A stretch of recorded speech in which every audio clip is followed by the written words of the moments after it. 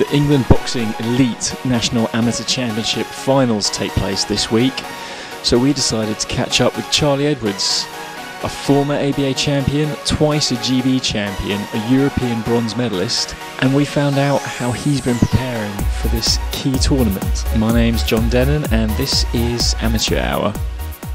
We're at the Trad TKO gym near Canning Town. You're preparing for the ABAs. Tell us about what kind of training you've been doing here today. Yeah, I'm preparing for the ABAs. I entered the stages on the 25th at the quarter-final stages as GB #1 seed, and I've just been down at Trad TKO training with Brian O'Shaughnessy. Yeah, he's been putting me through my paces a hell of a lot recently. He's been doing my pad work. Recently I've just moved, so I've had 2 weeks out of Sheffield because I couldn't attend because I was moving. So I've had to come down here and do some work with Brian, and he's top notch, and he's really making me sharp, making me punch harder. He's an all-round top trainer. He puts all the groundwork in, all the hard work, what we do like up Sheffield. So yeah, I'm really grateful to have him on team. So even though you yourself, you're a former ABA champion, a former GB champion, a European bronze medalist, but the ABA still mean a lot to you. Like, how important is the tournament coming up to you? The ABAs has always mean a lot to me. It's meant a lot to me since I won them. I wanted to go on them the next 2 years. I couldn't because I went to the Olympic qualifier, which I just fell short of, and then I went to go on them the following year, and I was a part of the WSB British Lionhearts team, and I weighed in the first round, and then we got told it was unsafe. They deemed it for us to go in. I didn't even have a WSB fight, so I don't know what that rule was about, but all that has gone behind us now, and they've changed the rules, and they've let us back in, and they've let a GB boxer at every single weight, which is good. The whole team's buzzing up there. We just can't wait to go and prove all the doubters out there, where there is many, oh, he shouldn't be on GB, this one shouldn't be on GB. We can just put them in their place and shut them up, really. So I'm buzzing for it. This I haven't got a buzz like this for a long while. Obviously I've been fighting internationally since I was a schoolboy. So this is like a new thing. It's a buzz. It's like the new championships. Everyone's going in them, and the best man will win. So I'm looking forward to it. And then from there, it's the Commonwealth Games, and then take off from there. So. When you mentioned 2012, I saw you out at the qualifier. That was heartbreaking at the time. How much have you changed since then, and how much have you learned since that? I mean, that must have been the lowest moment. Yeah, the big.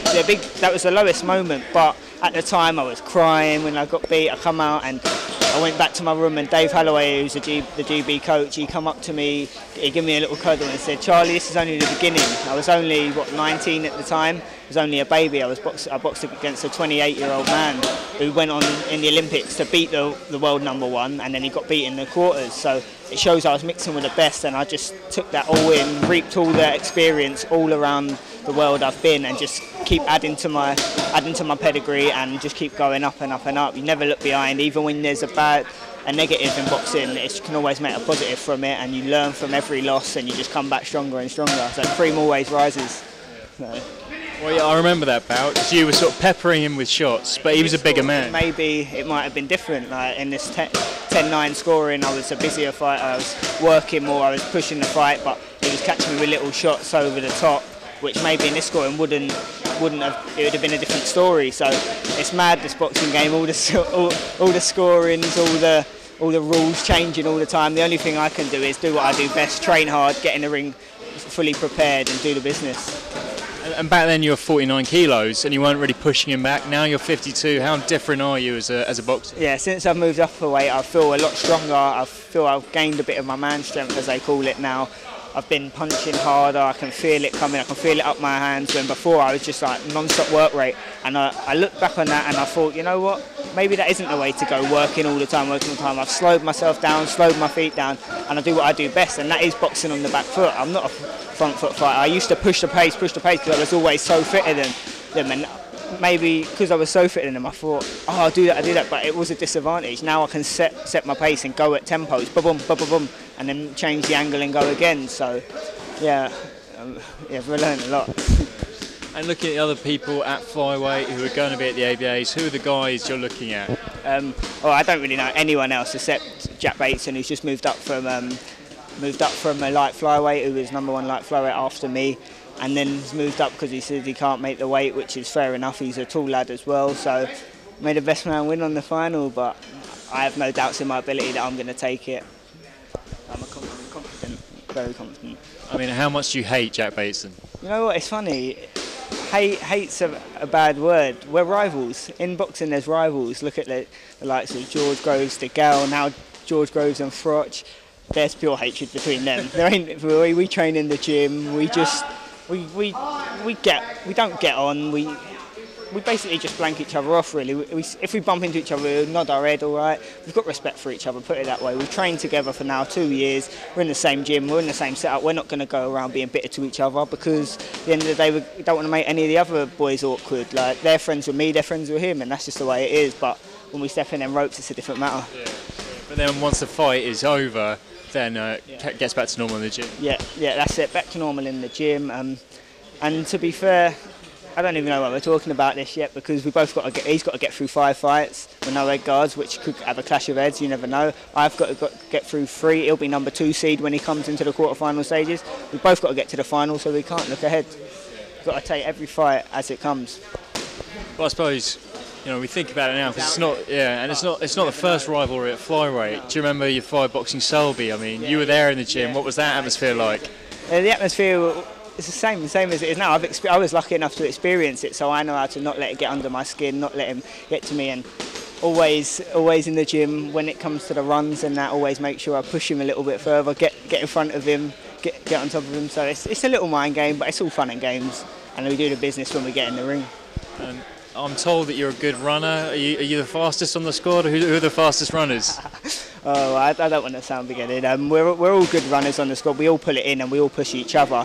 But I do come out on the top most of the time, and the boys do get the ump with me because they think I'm pushing them too hard sometimes. But then there's some days other people do it. Anthony Fowler's a good runner. Like, he's the main machine and I'm the mini machine. That's the way we are. We're best mates as well. So we can't wait to go to Liverpool and do the business. And also, you're lighter. You got less weight to carry around when you run. That's it. If he was lighter, he probably would smoke me. At Sheffield, they do all the analysis on sort of the international boxers. Will you have that for the ABAs? Will you sort of know what you're up against, or is it going to be a bit of a mystery? Yeah, it's going to be a bit of a mystery, but I like that. I like going in there and working someone out and giving it to them, making them pay in the way I know how to beat them. So I really look forward to that part of it because it's all like spur of the moment. You've got to use your own brain. And that, so I'm looking forward to that. But obviously there's people out there who you've seen on circuit. I'll be going to the ABA's London's next week just to have a little look at the 52s and put a bit of fear amongst the crowd. Just have a look and watch them. And like Jack, I've sparred him. I've sparred him. I know what he's about, and I've got videos on him as well. So so it's all good. I've been watching them and knowing how to beat him and what to beat him. And I watch him spar up Sheffield, and I'm thinking, I know where I'm going. I know where I'm coming. So it's all good. I know what I've got to do in these ABAs. It's just performing on the day and making sure I'm in tip-top shape and I'm sharp. And I believe I will do that. I'm not going to leave nothing to chance. I suppose you've got to be careful with sparring as well, because I remember Selby saying that Cal Yafai used to get the better of him in sparring, and obviously on that particular night the bout was different, so you don't really, how much can you read into sparring? I'm like I try and do like Selby does. He don't really try and sparring. When I've been sparring him the last, say, about 2 months now, I've just been moving, teasing him, dropping my hands, moving my head, just like picking the shot when it's there, not really putting it on him or doing anything like that. So I know my game plan, and it's not what he's been seeing. So we'll see if we box, we'll see on the night who's the better man, and I'm really looking forward to it. I haven't been buzzing like this for a long time. And Sky are going to be showing a sort of package of the whole sort of those final stages. How much are you looking forward to being, on Sky? Yeah, really looking forward to it. It's good to be having a bit of limelight because you're always out of the country, you're always fighting abroad. People don't understand what you're doing. You're fighting the best of the best, but they never see it, so they just turn a blind eye to it. Now the ABAs, and this is for the Commonwealth year, so I'm really looking forward to getting on Sky and showing everyone what I'm capable of, and hopefully getting a fan base behind me for when I eventually turn pro. And I suppose you can't really afford to look too far ahead, but the Commonwealth Games, obviously, it's like a mini Olympics because it's in the UK and it's multi-game, it's a multi-sport event. How desperately do you want to be involved in that? I want it more than anything. I'm not stopping, and I'm going. I've got that positive mentality. I'm going to them Commonwealth Games. No one's getting in my way. I've trained hard, long and hard, and the right preparation has been in, and I'm not letting no one take that away from me. I've been to the Olympic qualifiers. I've done everything on the international scene. Been to the Worlds, been to the Europeans, and now I want to go and end it all off with the Commonwealth Games. And with the Commonwealth Games, would it go some way to make up for the Olympic heartbreak we spoke about before? Yeah, definitely. It gives you, in the Commonwealth Games, it gives you that leap into the media, because it's so all media all over it, or it's all the other sports there as well. So, if anything, that is the second thing to the Olympic Games, publicity-wise, because the Worlds don't get media coverage like it does. So that gives you a big leap and maybe open other doors for you. So, really looking forward to it. Well, best of luck. Thanks very much.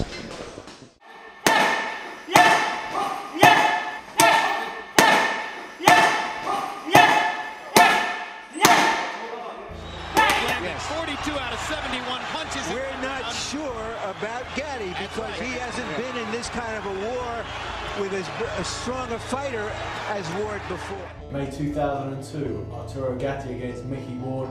First fight of an incredible trilogy. The third fight was outstanding, second fight was epic, but the first fight, nothing really followed it. It was just an incredible fight. Round 9, I think if you put it in a time capsule, it was quite possibly the very best round for entertainment in boxing history. It was an incredible session. Ward was firing down on Gatti's body, got him with that left hook downstairs, floored Gatti. Gatti came back, roared back, but then Mickey Ward finished on top. Controversy about how to score that round, 10-8, 10-7, made all the difference when just the points separated them at the end of a fight. It was a terrific fight. From a personal standpoint, the best fight I've ever been to. In fact, I knew it was going to be a great fight. It was so good. I sold my old J. Reg Escort and went and travelled over as a fan to go and watch it. And there were no regrets. It was the best thing I've ever seen in my life. Gatti Ward Part 1, that's why it's number 5 in our 100 greatest fights of all time. This should be the round of the century. Their first fight was set for September 1940.